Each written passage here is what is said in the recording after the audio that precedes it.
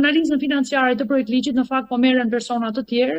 Unë jam marrë më shumë së bashku me një grup juristësh të tjerë, jam marrë më shumë me këtë përfilimin e projekt ligjit edhe nga pikpamja ligjore, ndërsa nga ana financiare se patjetër është kusht ligjor edhe kushtetues që çdo ligj ose projekt ligj të shoqërohet edhe me faturën financiare, me analizën financiare që i bëhet projekt ligjit. Për këtë nuk jam shumë kompetente dhe prandaj po nguroj të përgjigjem, sepse po merren specialistë të tjerë në lidhje me këtë. Por në ato dijenin time ose paqëmbra e fushës, më thonë që është një shifër e papërfillshme për buxhetin e shtetit.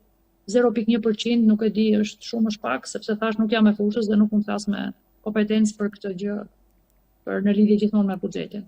Por thash, rastet nuk janë gjithmonë të njëjta, mund të jenë më pak në numër, mund të jenë më shumë në numër.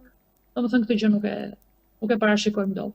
Por mendojmë që qëllimi është më i rëndësishmi, pra të mbulojmë shërbimin shëndetësor të fëmijëve, patjetër kur ata kanë nevojë dhe që sistemi publik është në pamundësi për t'u përgjigjur.